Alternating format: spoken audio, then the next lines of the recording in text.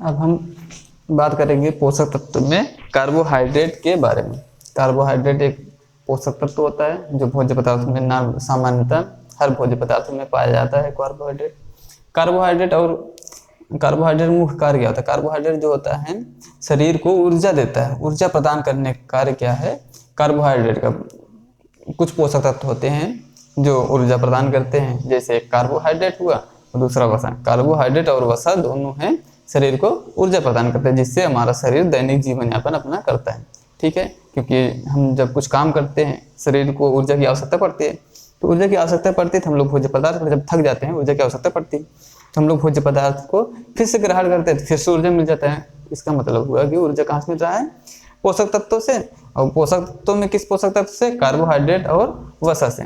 ठीक है, तो हम लोग बात करेंगे कार्बोहाइड्रेट के बारे में। ठीक है, कार्बोहाइड्रेट जो होता है, कार्बोहाइड्रेट कार्बन, हाइड्रोजन और ऑक्सीजन मालिक्यूल से, इसके मालिक्यूल से मिलकर बना होता है। ठीक है, कार्बन, हाइड्रोजन और ऑक्सीजन से मिलकर बना होता है।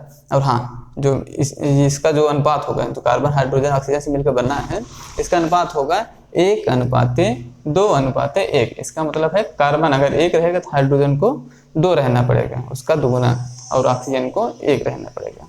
ठीक है, तो इसका मतलब हुआ कार्बन, हाइड्रोजन, ऑक्सीजन का अनुपात जो होगा 1:2:1 होगा। ठीक है, इतने इससे समझ में आया चीज़। अब इसके बाद हम लोग आगे बढ़ते हैं। इनका उपयोग कोशिकीय ईंधन के रूप में किया जाता है। ठीक है, तो इसका मतलब क्या होगा हम लोग समझते हैं। कोशिकीय ईंधन मतलब क्या होता है? हमारी कोशिका में मतलब बहुत सी रासायनिक प्रक्रियाएँ होती रहती हैं, कुछ न कुछ मेटाबॉलिज्म होता रहता है। उसके लिए क्या होता है? ईंधन की आवश्यकता पड़ती है, ऊर्जा की आवश्यकता पड़ती है। और उस कोशिका में ऊर्जा क्या करता है? ऊर्जा के रूप में एटीपी का इस्तेमाल होता है। तो ठीक है, तो एटीपी का इस्तेमाल होता है। वही एटीपी कहाँ से मिलता है? कार्बोहाइड्रेट से मिलता है। ऊर्जा कहाँ से मिलता है? कार्बोहाइड्रेट से मिलता है। तो इसीलिए हम लोग कह सकते हैं कार्बोहाइड्रेट क्या है? कार्बोहाइड्रेट का इस्तेमाल कोशिकीय ईंधन के रूप में किया जाता है।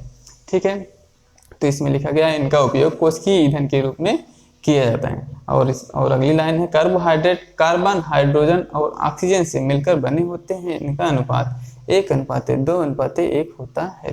ठीक है, और इसके बाद देखते हैं कार्बोहाइड्रेट 2 प्रकार के होते हैं। एक होता है सरल कार्बोहाइड्रेट और दूसरा होता है जटिल कार्बोहाइड्रेट।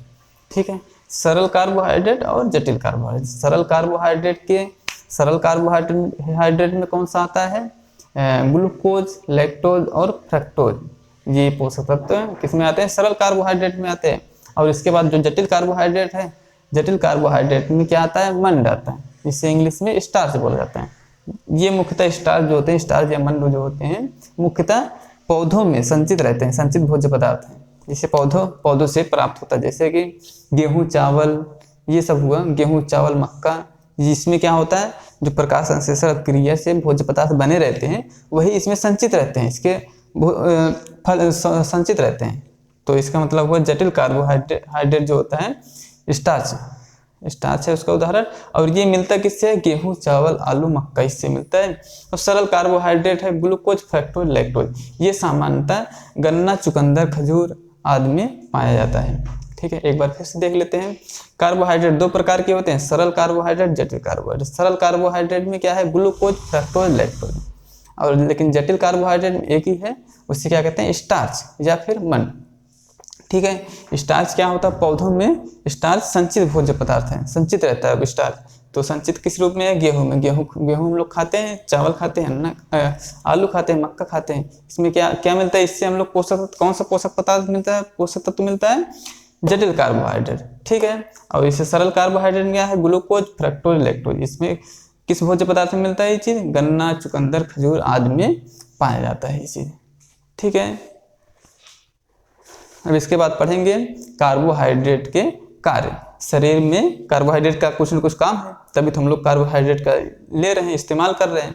तो इसके बाद पढ़ेंगे कार्बोहाइड्रेट के कार्य। ठीक है।